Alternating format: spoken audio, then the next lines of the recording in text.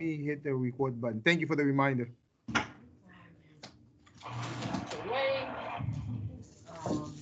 Okay. Front office, if you could mute Miss Tracy.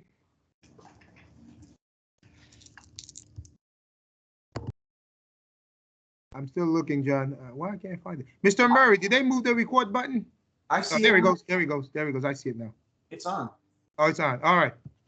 Good morning. Good morning, everyone. Good morning, teachers, staff. We are honored today to have one of our special guests to share his life story, success story. And our prayer, our hope is that you will be inspired, you will be motivated. You will get at least one thing, one nugget that will help transform and or you could take into your own personal life, students and staff, and be able to move you forward this school year. So I'm going to introduce him. Right, I'm going to read a little bit about Mr. Robert. Mr. Robert Venham is a partner with Cam Venham Leaner LLP in Fort Lauderdale, Florida, and he's also the chair of Commercial Litigation Practice Group. Robert has successfully litigated multi-million-dollar jury trials, class action, and multi-district cases in both state and federal dollars, which means that he has gotten a lot of people a lot of money. Community service is Robert's most important calling. He is the immediate past president of the Broward County Bar Association, and he was commended and recommended. He received this award, the 2021 Outstanding Contribution to Diversity and Inclusion Award from the Chambers North America. He currently serves as board member of the Florida Innocent Project. He's also South Florida Regional Transportation Authority. He also serves on that board, the entity that oversees the South Florida Trial Rail System. So if you ever gotten on the train, he served on that board. He was also recently selected as fellow of the American College of Trial Lawyers and inducted into the prestigious American Board of Trial Advocates. He also served as faculty member and a member of the Board of Trustees of the National Institute for Trial Advocacy. Robert enjoys everything aviation related and is also an instrument rated private pilot. So please put your hands together for our very own Robert as he share his life story and share how he got to be where he's at today. Please put your virtual hands together for Robert. Robert, it is all yours. Thank you, Dr. Harrigan, and that was a very generous introduction. Good morning. I'm looking forward to having a vibrant conversation with everyone this morning. I'm looking forward to your questions and sharing what little bit I know and hearing from you as well. Awesome. We appreciate you being here. And we're going to have Mr. Murray, our superstar teacher, who will moderate the conversation and move from there. So I'm going to turn it over to you, Mr. Murray. Okay. Thank you, Dr. Harrigan. So I have the first, well, I'm going to go through the personal questions first. Okay, sure. And then we'll get more into the social justice. I think those may, you might have to elaborate on those a little bit more. So we'll start with personal questions. No problem. Can you name a person who has had a tremendous impact on you as a leader? Absolutely. I gave that one some thought because, as you can imagine, there are a number of people who have contributed in one way or another throughout the years as I have been going through school, early practice, and now later on in my practice. I'm sure many of you all would agree if my instincts were to put my mother at the top of that list. But I'm going to, for purposes of this discussion, I'm going to choose somebody else. And that's my law school dean, a gentleman by the name of John Sexton, who became the president of NYU after he was dean of the law school. And to make it short, I met Dean Sexton right after I was admitted to the law school, and they had an admitted students presentation, an admitted students day. And I went down and I heard him speak about his vision of a global law school, his vision of a diversified law school, a law school where you would have people come to NYU from all over the world, and most importantly, contribute to the growth and development of that institution. Why was that important? Because that was somebody who was thinking of how can your perspective, your contribution make us stronger and better? Not how can you get here to become like us? How can you get here and we inculcate in you what we already have and have developed? His thought process was how can we find people from all over the world to help make us a better institution for everybody else. That was the most impressive thing about him when I met him. And then over the years, he just exceeded all my expectations. I have a much longer story about how I continued in law school because of John Sexton. And it is one that is very dear and personal to me. It might take a little bit longer, so I'm just gonna tease that because of his influence, because of his input, because of his vision, I was able to complete law school, even though at the time I was an immigrant student without any kind of resources or family here, at probably one of the most important, expensive institutions in the country. And he helped to make that happen. Thank you. Thank you for sharing your mentor and a person who has impacted your life so much. Let's move on to the next question. Which is most important to your organization as far as values or vision? Whoever came up with that question, that is a tough one. It is a tough one. And it's not easy to choose which one of those two, but I'm going to go with values. Why? Because I think your core values dictate your vision. Your core values, who you are as an institution, what you hold most important, what you prioritize as most important to the institution dictates your mission, and it dictates your vision. Where do you see the institution in the future? So I believe that an organization's core values probably take the edge to the extent that it dictates the mission, and in large part it dictates the vision. And we probably will touch on that when we're talking later about some of those social justice issues, because if your core values are solid and intact, you're asking yourself one question with every problem: what's the right thing to do? What is consistent with our core values? That dictates everything else. Great answer. Great answer. Great answer. I mean, Tough values. question. Yeah. Great. I mean, values are very important, especially around here in school, and these kids, they're trying to find themselves, and understanding values are important. So I wish I could see everybody, because that I have the logos here, and it would be awesome to see everybody, but if I'm not clear, if you guys aren't hearing me, somebody let me know. But go ahead.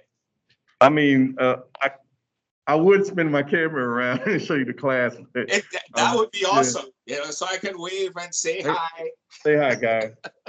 Got one here with me. Hey. And some students. Hey, gentlemen, how are you? So can you spin around so that they're all behind you and we're talking? Oh, okay. I can do that. Of course. Yeah. Get everybody involved. All right, so let me get there. Let me get there, and I'm gonna get there. So we can, like, I have one sitting right next to me. Because when we get into some of these issues, if somebody raises a hand, I want to hear what they have to say. Let's talk.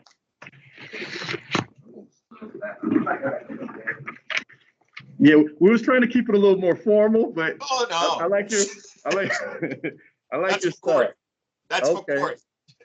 Let's chat. That formal is for court. Hi, everybody. Questions? You want to ask a question? You do? Of course. Give him the question. Don't know Let's where it go is. for it. Okay. No, she said she had a question from here, but she don't know where her question is. So, Give her one of the others. all right. Let's get everybody involved. So we'll just I'll ask this one. Okay. You want to read this one? Yeah, that's the next one. What obstacles did you encounter during your life and career, and how did you overcome them? Hi, and who is that? It's Alex. Hi, Alex. How are you? Good. Well, that question is also tough because, as you can imagine, every day brings its own obstacle. Every week brings a new obstacle. But let's pick one. I'll talk about that same dean at law school. I'm going to give you the short version. It got to a point where to get to school, I had to find someone to help me with financial aid. I was a foreign student, couldn't get loans, obviously couldn't pay for it. And my supervisor at the time co-signed my loan to do my first semester of law school. So my supervisor in my on-campus job, a lady by the name of Barbara Moody. I then get to law school and I couldn't pay for the rest of it. Couldn't pay for the second semester, not to mention year 2 and year 3. And I was sitting there, I'd gone to the financial aid office every single day of that semester. I mean, they knew me so well, they would have, coffee and soda and snacks, and we would search through every single book, every single thing to try and find it. Couldn't find anything. And I decided I was not going to withdraw. I wasn't going to leave because if I left, I couldn't come back.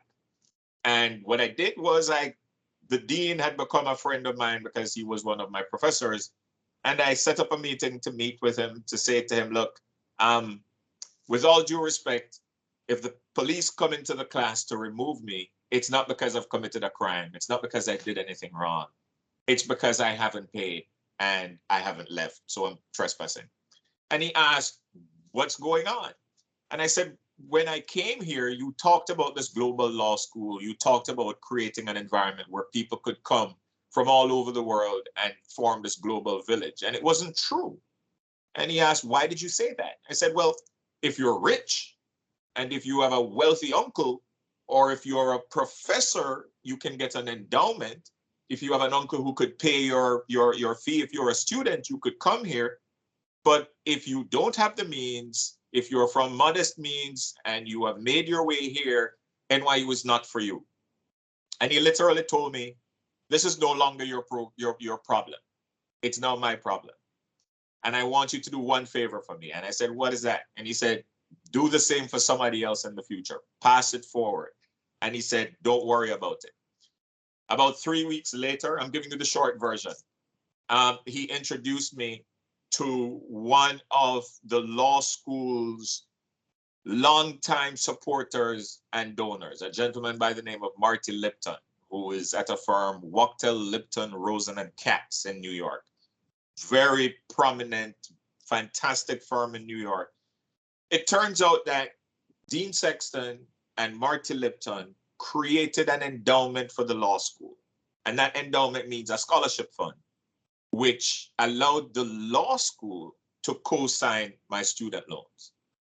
And I became the first international student that NYU co-signed loans for and allowed me to finish my education. That obstacle was the closest I've ever come to just losing this dream and not being able to go forward. And it was, that kind of core value and vision from that gentleman, Dean Sexton, who truly believed in his vision of a global village, understood the problem as I had explained it to him, and did something to fix it, not just for me, but for other people behind me. Hope that answers that question.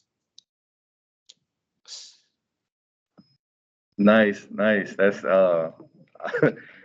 that's surprising. Yep. There are good people out there. You gotta just ask and they'll surprise you. Who do you have beside you? He's a little. It's okay. It's fine. How are you, sir? Hi, What's your name? my name is Hunter. Hunter. Nice to meet Yes, you. sir.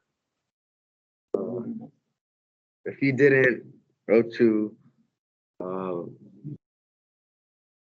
if you didn't go to, also, Uh-huh.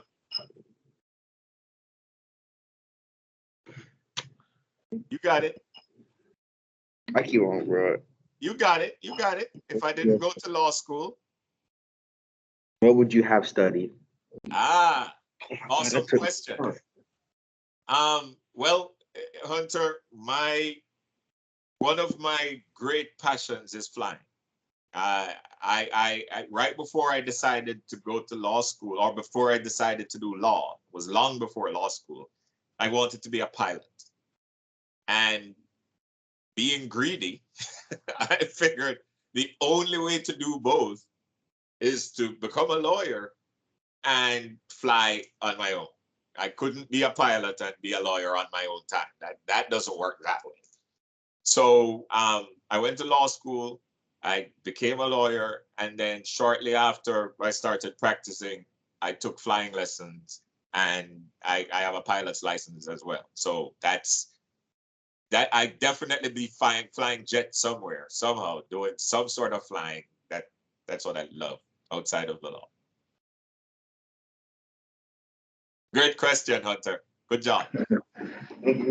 I think you already answered this, but it's what college did you go to?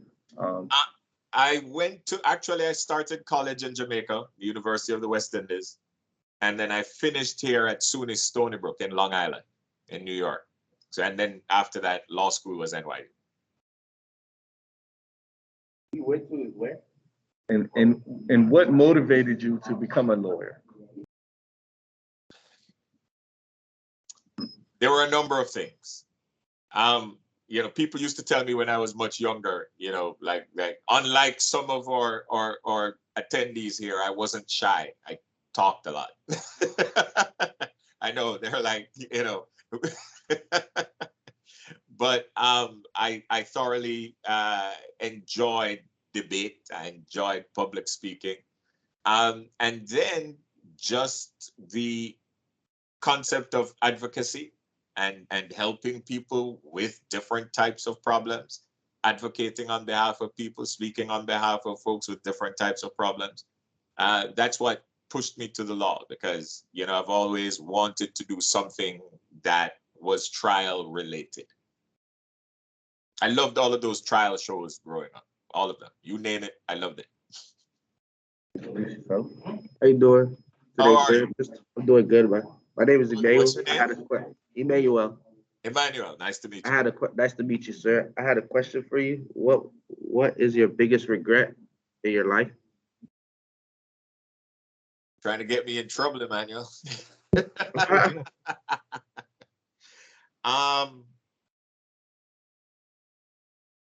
Well, I'm happy to say I don't have many.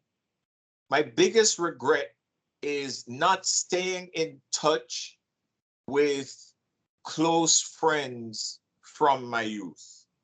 You get to the point where you look behind you and you're almost 50, and you have some close friends I just reunited with some friends from high school, and I realized that I haven't spoken to some of those guys in 30 years. And it's wonderful to reunite with them. It's wonderful to touch base, but then you realize you just missed 30 years of time with a friend, somebody who, I started high school with, and in Jamaica, that's at 10. You used to play soccer with, used to go out, because I went to an all-boys boarding school, and we used to cook using old cheese tins in the country, out in the bush, with a campfire. And you spend time with people like that, and you go through nights at school when you're both hungry and you're trying to find something to eat, and you graduate and 30 years goes by, and they have kids who are grown and they have grandkids, and you lost all of that time. So all of those guys who are behind you now, who you are hanging out with and who you're cool with, when you leave and go to college and they go to college somewhere else and they have family and some of you travel to different spots, stay in touch. Text each other, say, it doesn't have to be a long 1 hour conversation. It's just to keep in touch and make sure that you don't lose contact because it's important. Thank you, sir. Appreciate it for the answer. I appreciate you. Thanks for the question. No problem. I'm not sure, Bentley, do you have a question? I see your hand up. Yes, sir. Good morning. I have a young man here who want to ask the question, and I'm having him speak for himself. Okay, tell me your name and what's your question? Rashawn Walden. What would you give? What advice would you give to a middle schooler that's thinking about being a lawyer? Oh, awesome. I have one of these automatic lights that it goes off if I don't move. Rashawn? You said Rashawn? Yes. That's Okay. a young man's name. So the advice I would give you is in the moment, just do what you need to do in the moment. You know you want to go to law school. What does that mean? It means that you have to get good grades now. It means that whether you believe it or not, you have to focus on getting good grades, doing well in school, doing your extracurricular activities. So if you like sports, you like chess, you like whatever it is you like. Why? Because all of these schools, when you submit your application, they're looking to see, is this person going to be smart enough? Are they going to be hardworking enough? And are they someone who's interesting? Are they somebody who's going to add to this institution? So you're participating in this conversation, that's great. You find some other activity to participate in, that's fantastic. You know you have homework to do and it's really the last thing you want to do. Just get it done and then go do whatever you want to do afterwards. But it's all about when you are where you are, getting that responsibility done. That's really all life is. It's a series of choices, making sure you make the right choice at the moment. The rest will take care of itself. Thank you for the answer. Thank you for the question, my man. I appreciate it. Who's up next? My name is Irvin. Hey, Irvin, how are you? My question is, what does diversity and inclusion mean to you? How much time do you have, Irvin? The shortest, most complete answer to that, Irvin, is diversity and inclusion means creating a world where everybody, regardless of where you're from, how you look, what your race is, what you believe in, who you love, what you choose to wear, everybody has an opportunity to go after and accomplish what they want. It's about opportunity. You don't need to guarantee me a seat at the table. What you need to guarantee me is the opportunity to go get it. Tell me that I do what I'm supposed to do. I check all of the boxes that I'm supposed to check. I work the way I'm supposed to work. And I have the same opportunity as you, as Dr. Harrigan, as Mr. Murray, as Mr. Casborough to go get that seat. If I try and I have a fair shot and I don't get it because Irvin beat me to it, that's cool. Good job. I'm proud of you. Next time, I got you. Next time, maybe I win, but at least I got a shot at it. That's diversity and inclusion to me. Sounds like a good time to talk about the Flores case. Who wants to talk about the Flores case? I see all the gentlemen sitting at the back. So who knows about the Brian Flores case? We're just gonna go down. I see Irvin. Where's Hunter? Where's Irvin? I want all of my guys coming up here. Who knows about the Flores case? I got a question. Who's that? That is Zay. Who's I that? have a question. Yeah, I have a question. Okay. Is there any true way to stop the inequality? Oh my goodness. What's your name? They, Zay? yes. Yes, there is, Zay, but it's not going to be easy. So that Brian Flores case that we're talking about is important because it's one of the ways to stop the inequality. Okay. The inequality we're talking about, and just so I make sure we're all on the same page. When you say inequality, you're talking about people treating other people differently, people denying other people opportunities and fair treatment and an opportunity to get involved. Is that what you're talking about? Yes.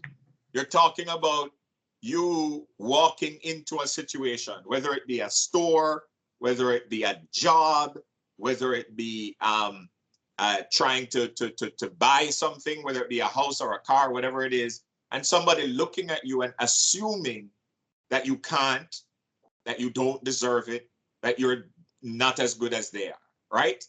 Yes. Okay. How do we stop that? Well, it's through education and it's through exposure. The reality is you and I might be walking down the street, Zay, and somebody might look at you, they might look at me and they may go, well, this person is not as smart as I am. Or this person, you know, is not equal to me. This person, whatever their assumption is, it's because they've not been exposed to you. They have not been exposed to anybody like you.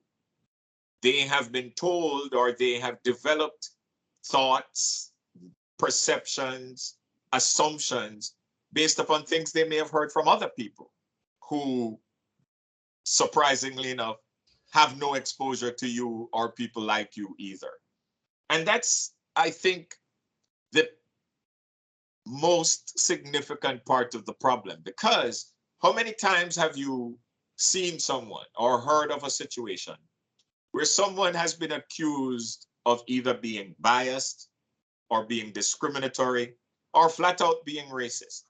But then it turns out that that person has a friend, has a family member, has somebody else who is of the exact same race as whoever it is they're discriminating against. It is very easy for people to, in their mind, make exceptions for what they know. What do I mean by that? There are people who may discriminate against others, even though they may discriminate. Let's just pick an example. They discriminate against Black people, or they discriminate against Hispanic people, or they discriminate against somebody who's gay. But then you find out that they have somebody in their family who is gay, or they have a friend who is Black, but that person is different. That's an exception. They're different, right? I think that the more we're exposed to each other, the more someone gets to know you, the more you get to know them, the more we start to realize the similarities that we share, the closer we get to getting rid of inequality, discrimination, and lack of inclusion and bias. Because it's hard to discriminate against someone who reminds you of yourself. You see where I'm going with that? Thank you. You're welcome.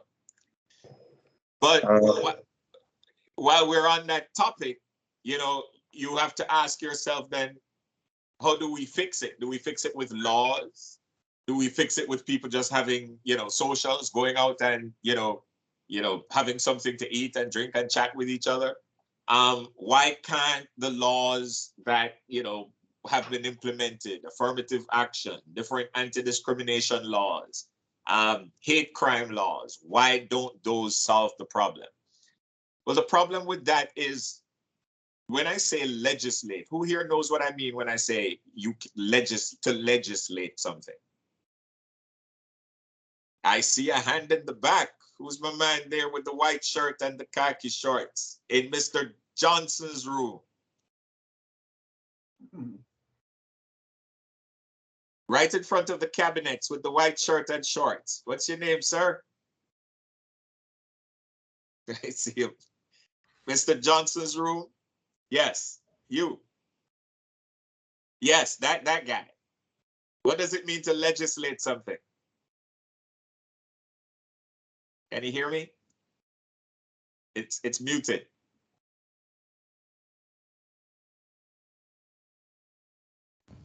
Go ahead. Yeah.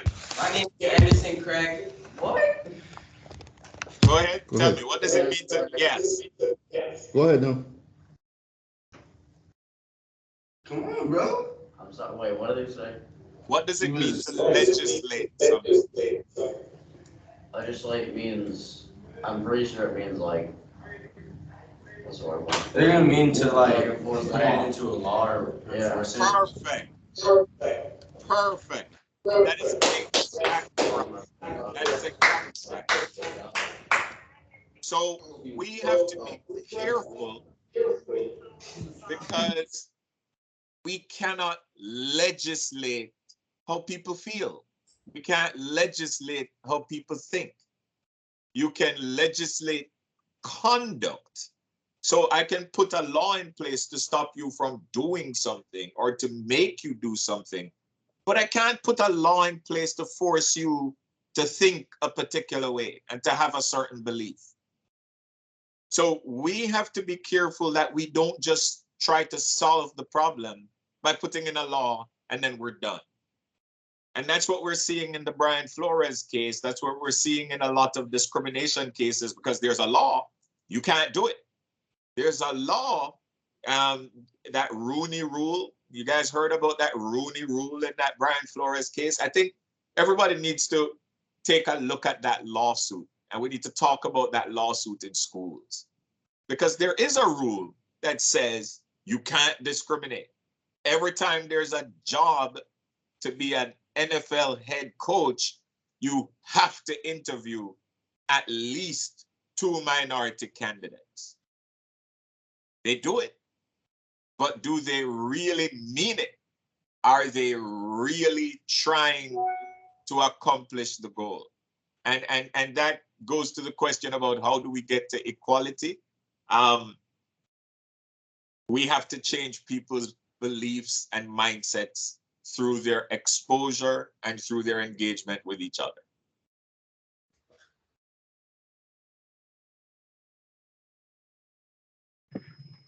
Quick question. How long will a case like the Brian Flores case take? Like, how long would it? Just approximately.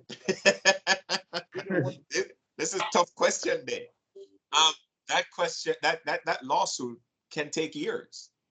It can take years depending on how much work they do to gather information and data regarding the allegations.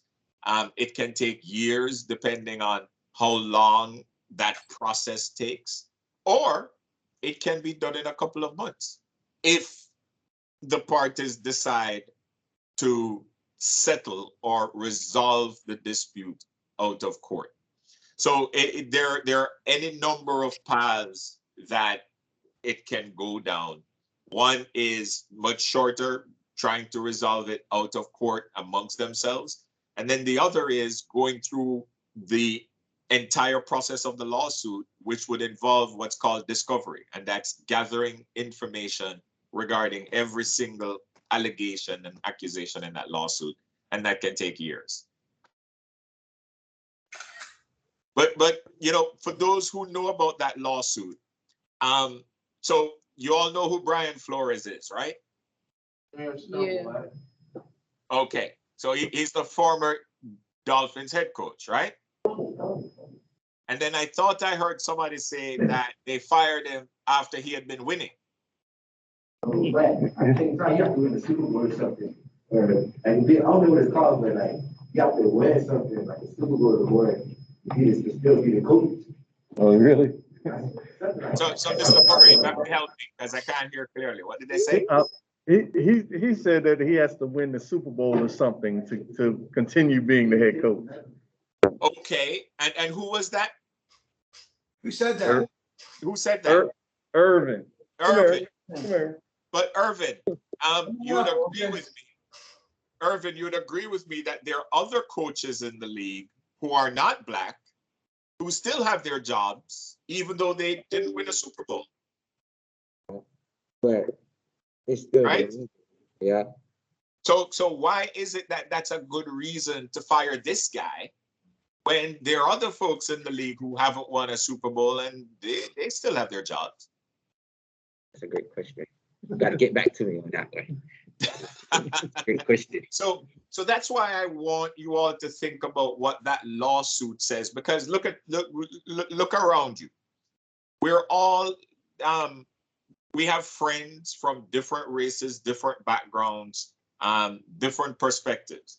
Now, one of the things that this gentleman had to deal with, and just so you know the story, so he was the head coach of the Dolphins. He had 2 winning seasons. So the Dolphins have had a winning season for the last 2 seasons. And when he came in, they had a losing season, but that was when he just got the job. Even though he had he had 2 winning seasons, he was fired. And what everybody was told is that he was fired because he's difficult to work with and that he is tough on staff and that he is demanding.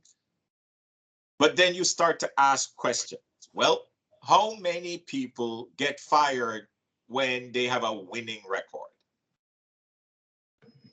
Not many, right? Yeah. You have to ask the questions. Black coaches. What? Say again. Black coaches. Well, it's that's easy to say, black coaches, but in this league, there were 2 black coaches. And one got fired after one season, Cully. And one of them, well, that was when there were 3. He got fired after 1 season. We have Mike Tomlin, who has had a winning record in Pittsburgh. He has been there forever, and he has created a place for himself. We got 70% African-American black males playing football in the NFL. We got 1 black head coach, and we just hired another one just because Brian Flores made the fuss that he made. So you got Eric Bieniemy, who been to 4 back-to-back, 4 consecutive AFC championship games, 2 Super Bowls, winning 1 Super Bowl, over 20 interviews, 15 interviews in the last 3 years, and he can't get a head coaching job. That's sad. I hope you guys are listening, because that is the problem of race in our society. How many people in the world can get 20 interviews and not get 1 job, and you are overqualified for the job? People getting positions that they want to make all kind of rumors up about it, saying that the man don't have, no, he doesn't call plays. And now you got the head coach that comes out and tell everybody that he calls plays. You got people that say, oh, he has bad interview. But when you interview him, he sounds very intelligent. It's not fair, but until we get black owners in the NFL, it's going to continue to happen because they all work together. So I hope you're all hearing what Mr. Adams is saying. And I appreciate that input, because I have some questions for you. How many times have you been in a situation where you tried to get something and you didn't get it and you couldn't figure out why? Plenty. I've been in the same situations. I moved down to South Florida because of the problem when I was in Central Florida. I had been in 20 plus high school interviews, and I was overqualified than the majority of everybody who stepped on the panel. And I didn't get the jobs as well. And some of the jobs were already given before I even got there. Ha. Okay, now this is awesome. I hope you all listening to this, because this lawsuit, what you just heard Mr. Adams describing, is a significant part of the problem of race that we're dealing with in this country. How many times have we all been in situations where you know you're qualified, you believe that you've done everything that should entitle you to the opportunity or the chance, You've done everything right, and the answer is no. And the only difference that you can identify between yourself and the successful person or persons is that you look different. That's a horrible, horrible feeling. Horrible feeling. It really is. It is Yeah. a horrible feeling. It is. It's done set me down many times and made me want to think about changing the direction, going in a different direction of life in my career. But I mean, you just have to be strong, man, and stay the course and just keep fighting, because I mean, it sounds crazy, but somebody gonna tell you yes one day. But I really, really hope everybody is listening to this, because you know, you would think Mr. Adams and I planned this. We didn't. I hope you heard what he just said. It sets you down and it makes you second guess whether or not you're on the right path. How many people do you know who will tell you that when they were younger, they wanted to do X, Y, or Z? They wanted to do this particular thing, but it wasn't working. They weren't getting the chance. They weren't getting the opportunity. So they just stopped. Now, it's easy for us to say, well, they quit. Not really. It goes much deeper than that. Because if you're trying to do something, if you're trying to get to a particular point and you keep getting the same answer, and then you look behind you for an example, for an inspiration, for some other circumstance where it has worked, to say, you know what, I'm going to stay the course, and you can't find any. It's reasonable to go, you know what, forget it. It's not going to work. It's a waste of time. I should do something else. In the NFL, if you decide that you want to be a coach and you look like Brian Flores, how many examples did you have? How many examples would you have? If you are a young man now, somebody sitting in one of these classes, and you're looking at the situation and you say, wait a minute, I'm looking for an example, a role model. There was a guy right here, and he was black and he was a head coach, and you find out he had a winning record, and then you found out he got fired. Would you want to jump into that situation? Is that something that is inspiring to you? Then you hear it's not. It's not. It's something that's more difficult than what you just said. Let's check out Coach McDaniels from the New England Patriots offensive coordinator. Okay, he takes a head coaching job, fails. Okay, then gets another opportunity at the head coaching job, gets offered the job, takes the job, quits the job on the same day that he takes the job, and gets another interview for a head coaching job with the Las Vegas Raiders, and gets the job. Now, what black male in the United States of America can tell the NFL that I don't want your job and get another one? Not happening, buddy. Not happening. But that Brian Flores situation, who else knows this about the Brian Flores situation?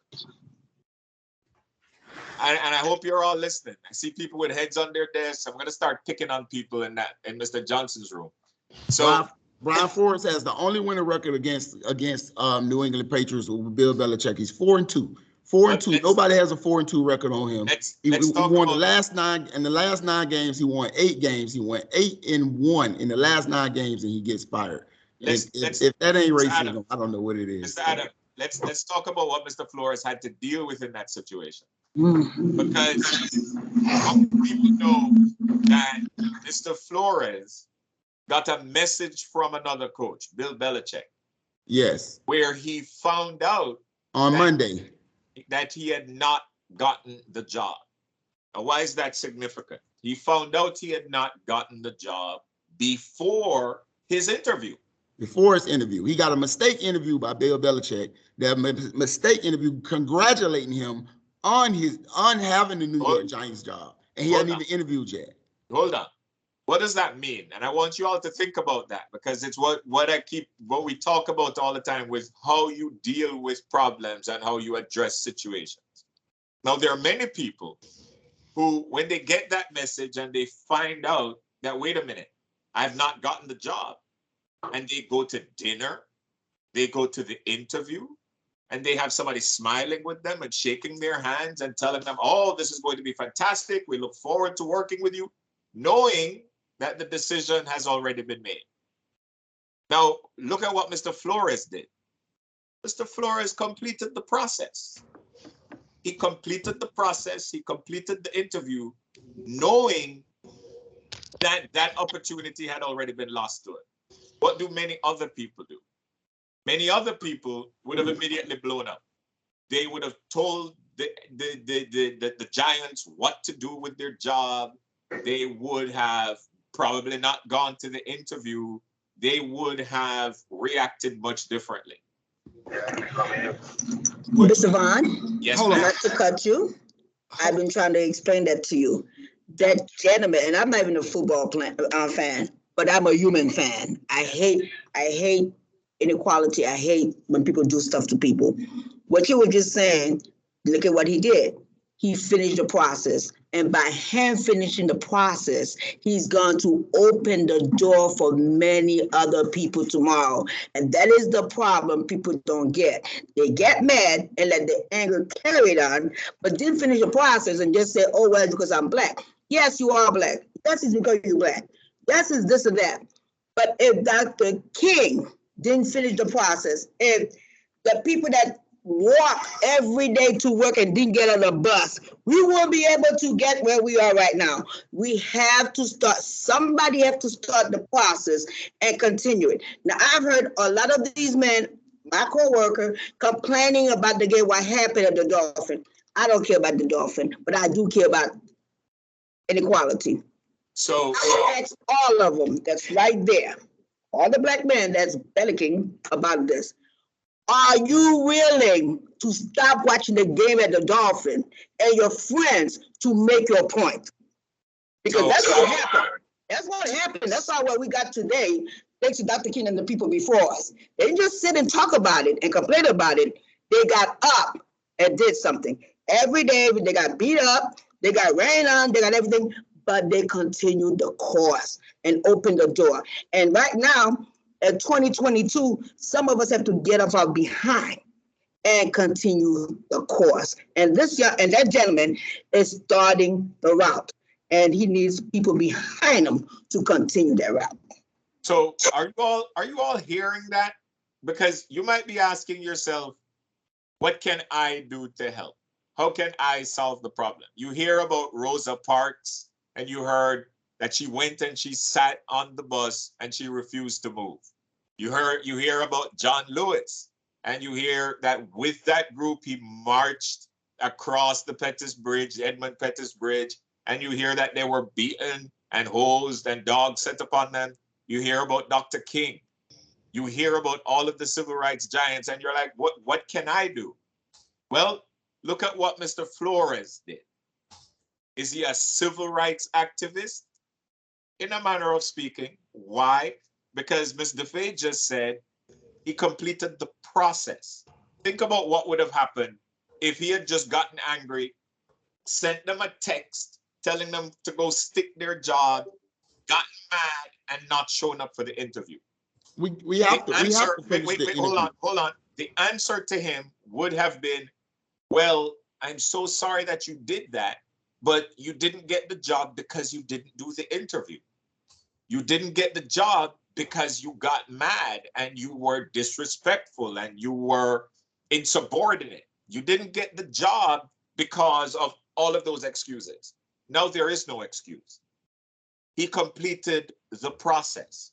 He gathered the evidence. He did everything that he was supposed to do and let them do everything that they weren't supposed to do, and it's now documented in that lawsuit. What were you going to say, Mr. Adams? We give them excuses if we don't go. If we don't go, they're gonna take that excuse and they're gonna run with it. So we ain't have no choice but to finish the interview. I've been in these same. I'm a football coach myself, and I've been in these same predicaments many times. I coach football all across the state of Florida. It's just the way it goes. I mean, we still have to go, because if we don't go, I got something to say, Coach. Hey, how you doing? My name is Mr. Futch. Hi, Mr. Futch. a couple of years ago in college football. I think a Missouri coach. I can put this up for Missouri, you guys. This is very I think a good. Missouri football team. They had a problem with the president of the college said some racist things, and the football team said, "No, look, Yes, till ma'am. you get rid of him, we're not going on the field. We're not going on the field until you get rid of him. Until you get rid of him, we're not going on the field." And what happened after that? They did it on a Wednesday, and the game was on Saturday. They fired that man on Thursday because they don't understand how much power they have. The football team have a lot of power. The players on the NFL, they have a lot. If they say right now, we're not going on the field this Sunday. If both teams say we're not going on the field until y'all handle this problem, the day Tuesday, they will make change. They will turn the earth upside down to fix it. If the Of course, but players it's say not right guaranteed. now, It's not guaranteed. I can answer this question, Fudge. It's a great conversation, but it's not guaranteed contracts in the NFL. So guys not gonna risk it because it's easy to get cut. they had Everybody's contracts in the not Patrick NFL and Mahomes. NBA last year. NBA has guaranteed contracts, man. So they can do that. Hold on. I want us to get these young men and these kids involved, because I want to hear how do they think they would have handled that situation. And if they're in class, if they're on the field, if they go into a store and they feel like they're being mistreated, what do they think their options are? How do they feel like they address that situation? What can we learn from what Brian Flores did? And I don't know if Mr. Murray is there. I don't know if Mr. Johnson has somebody in his class, Ms. DeFay has somebody in her class who can tell me, how do we address that situation when we feel like somebody's doing something to us that's unfair? What can we learn from what Brian Flores did? Mr. Murray, where are you at? Did we lose him?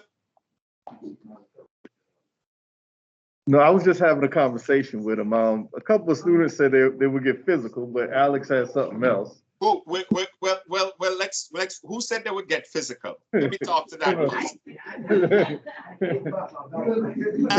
That's the wrong answer already. No. This is a safe space, and we got to talk about it because it's real. I feel like sometimes I want to throw hands if somebody is trying to take something from me that I've worked for. I get it. But let's talk about that. He's a little shy. I don't think he wants to. All right. Tell one of your friends to tell me. It's okay. Let's chat. He said he didn't say it now. So. All right. You tell me, Mr. Murray. I have Najee that wants to say something. Who? Najee, the student. Najee, yeah. Najee, go ahead. Hi, how are you?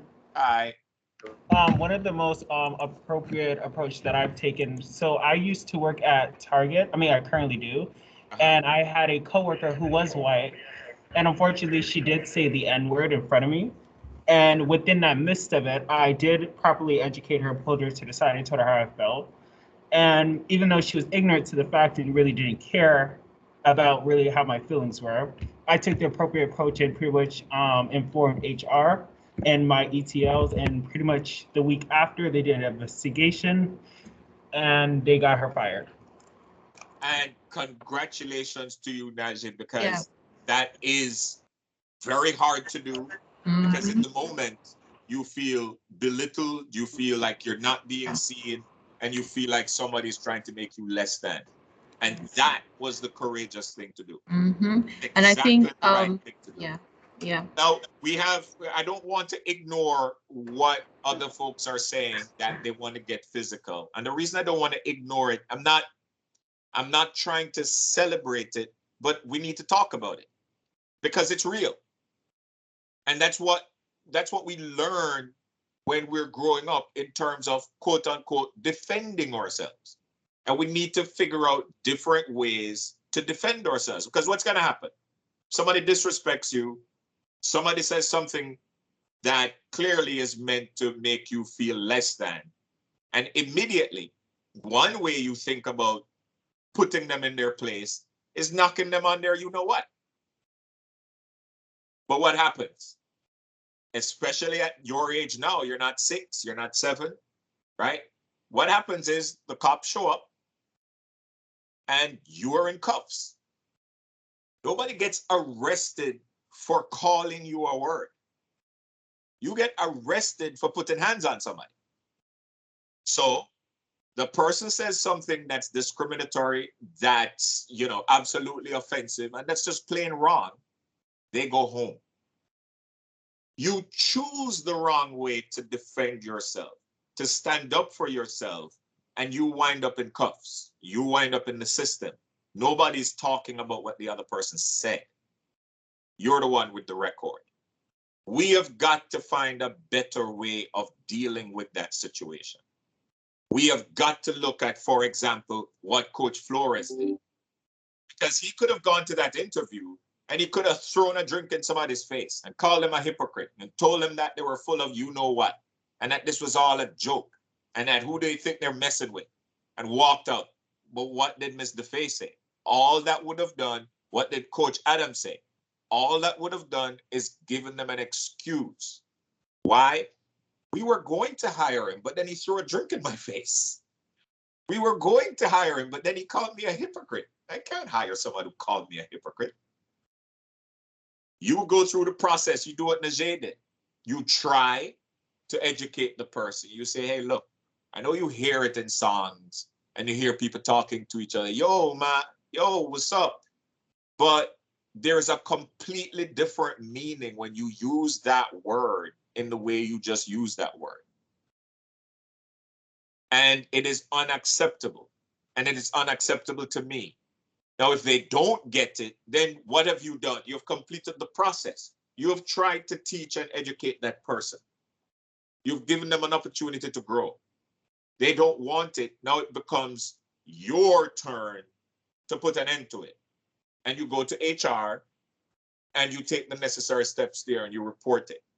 And if HR doesn't do anything, Najee, what do you do next?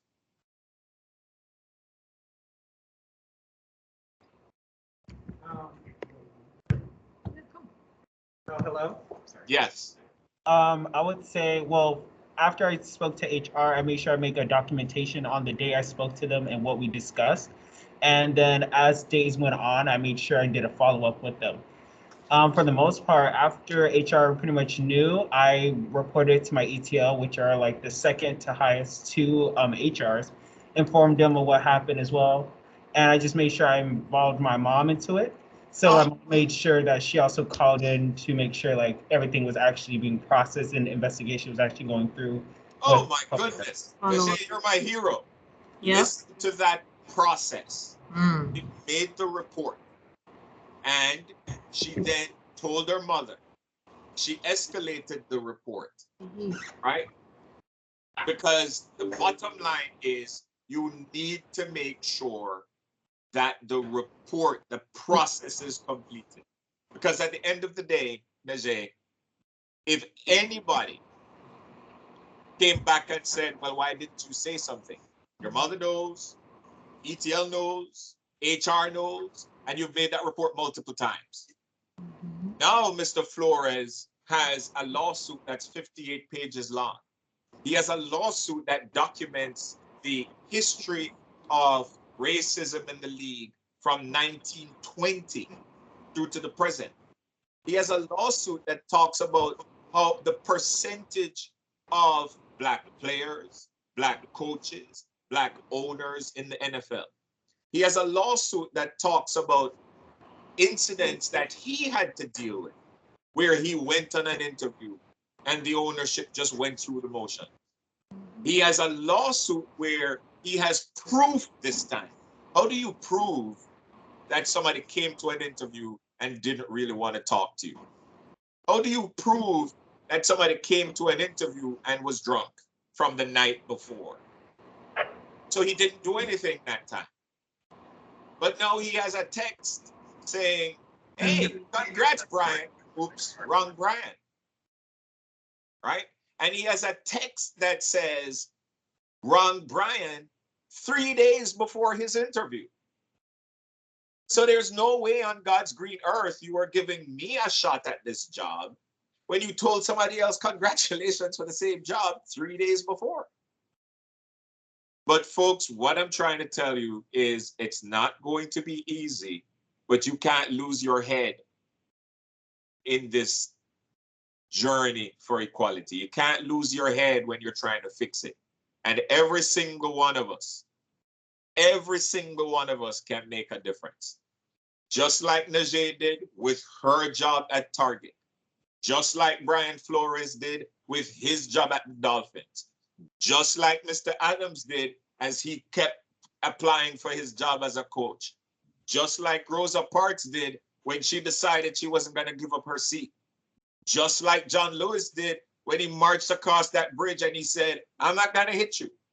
You can use all the dogs, use all the hoses, and use all the batons, but you will not have a video showing that I hit you. So you make the report, you follow the process, you go to Mr. Fudge, you go to Mr. Murray, you go to Mr. Vay, you go to Mr. Casper, you call me. But we all do our part. Don't give them an excuse, whoever them is. And them can look like you, them can look like me, them can look like Mr. Casborough, them can look like Mr. Fudge, because make no mistake, discrimination and racism does not necessarily come from somebody who looks different from you. I lived in Africa for a year, and the only time I have experienced overt, as in blatant racism, was in Africa. Because I was one of 2 Black students in a group of 16 students, 7 of whom were from the US, the rest were from other countries. We went out to a restaurant and there was a server in a restaurant called Wimpy Burger. And that person literally took the order from everybody else around me, skipped me, and went to the other persons at the table. And it was a friend of mine from Minnesota, a white guy named Steve, who said, what are you doing? Don't you see him sitting right there? And we all refused to make the order. We all left. So people treating you differently because of how you look and who you are doesn't necessarily have to come from somebody who looks different from you. Our response should be the same. Who's gonna close this out?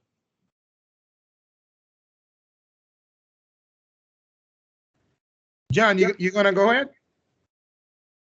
You're muted, John. All right, I'll go ahead. John, you're muted.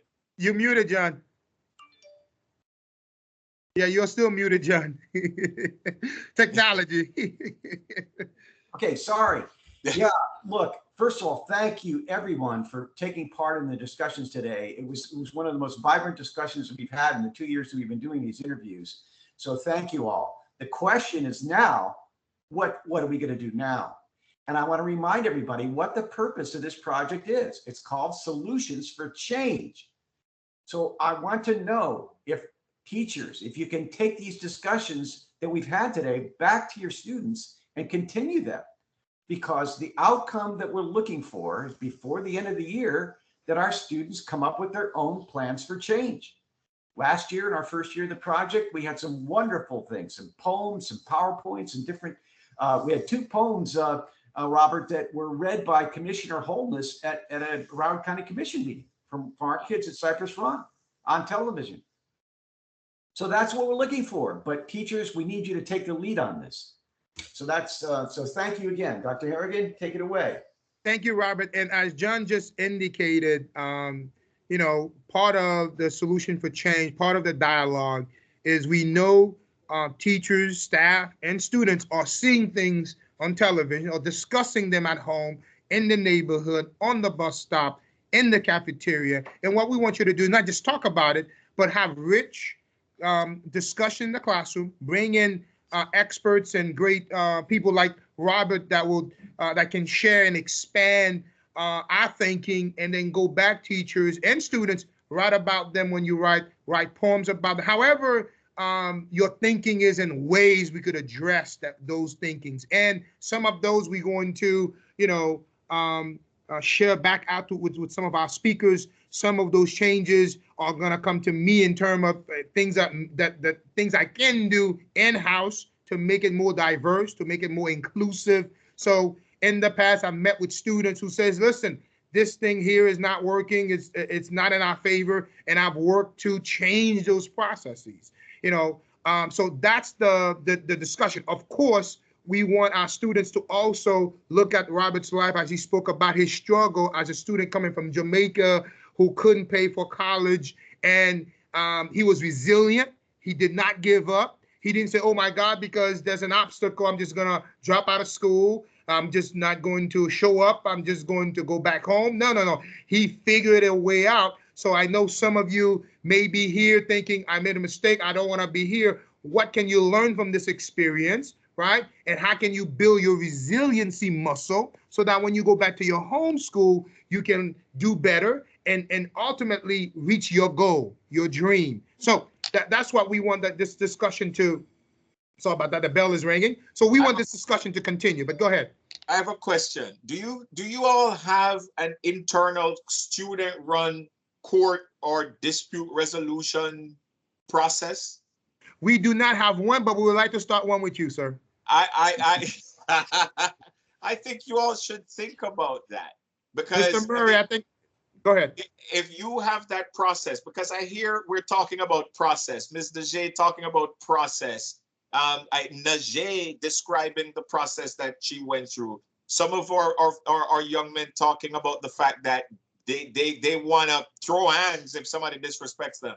I think we should create a process where we have students who are the decision makers, rotating judges. We have students who are the advocates, and you have a process for making a claim, making a complaint, bringing that claim before the tribunal, having someone advocate on your behalf or you advocate on your behalf, and then having your peers make the decision, because it's good practice for court.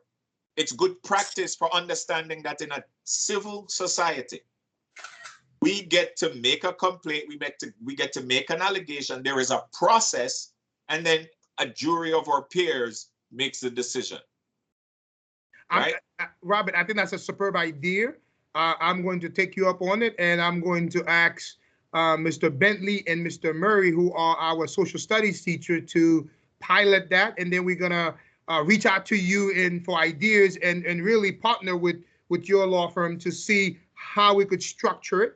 I like that idea, because there are some minor issues we could definitely the kids, for example, maybe, I know one of the bigger issues every morning, why I can't bring my jacket with a hood, or why I can't wear a certain this, right? So those things could really, that are not safety related, could go through that process and sort of be decided. And through that process, I would honor some of that, right? That doesn't put there you go. Right. So I think definitely there's room for that to continue to empower them and for them to understand, like you just said, in a civilized society, this is the process we use to solve a lot of problems, whether they are lawsuits, whether they are litigations issues. So definitely, I agree with you, John. We'll begin continue the conversation in the behind the scene and structure it to see how can we kick something off in the next couple of weeks or months. You're muted, John. You're muted, John. You're still muted. I made a note of it, and I won't let anybody forget it. I know you won't. Hey, Dr. Harrigan, this was recorded, what you said, so. I know you're going to hold me up to it, John. But I think for our kids, they may not understand the value of it until they go through it. Because a lot of them, and for students who are listening, what does that mean? Some of you are going through court system, and some of you, your case may go to a trial. It's really people in the community who sits in that jury and who decide. So imagine taking the same idea. Instead of you being suspended for 10 days, you bring your case to your peers to say, hey, this is what happened. I don't think I should get 10 days. I think I should get, I don't know, a warning. And then your peers decide based on the evidence based on the facts, whether or not you should get that. I think that's a great idea to do and help kids understand that process. Even more important, Mr. Harrigan, I'd like to see them do it before we get to that stage. Before you do something that causes you to get suspended, somebody disrespects you, somebody does something that is wrong, before you take it on yourself to address it and then get suspended and try to defend yourself there, you bring it to the tribunal. Somebody, borrowed some money from me and didn't return it. Somebody took my bag and it's claiming that it's theirs. You file a claim. You go and you make your case. They defend themselves. A decision is made and we live by it. Instead of, I'm going to throw hands, I'm going to knock you out, then I'm going to defend myself at a suspension. Let's avoid that, because that's the system we live in. Somebody hits my car, I get out and I want to shoot them. No. Somebody hits my car, I make a claim. I bring them to court, assuming we can't talk about it and the person, I am so sorry, I didn't see it. Here's my insurance information. That's how it's supposed to work. Right. And if we disagree, then we have our jury deals with it. I don't shoot somebody because they hit my car. Then the issue is I'm in jail. Right. The car is still damaged. The car is not fixed. I'm in jail. That is true. That is so true. So we'll definitely continue this conversation and see how do we turn that into a live, I know few schools also who have some mock trial courtroom system. So we could definitely benchmark from them and with your guidance, put something in place where the kids have a process. And I think we all will learn from that. So definitely, Robert, you have been very insightful, motivating. Your story really connects. Being a foreigner myself and the struggles, but really, you don't have to be a foreigner students to really struggle. We all go through different struggles, and it's how we resolve, whether it is a conflict that may lead to a fight, whether it is decision making, how we address that. So thank you so much, Robert. Very insightful, very motivating. We appreciate your time. Thank you so much, and we'll be in touch to put this mock trial process in place. Thank you, everyone. Thank you, John, for putting this together. Been a pleasure. Thank you for having me. And we also want to say thank you to Mr. Murray for facilitating the process and all the teachers who were involved, Ms. Jackson for putting this together, Ms. Thomas, who wasn't able to join us today, who's in a field trip. Thank you so much, everyone, and have a great day. Thank you, Robert. We appreciate your time, sir. Thank you.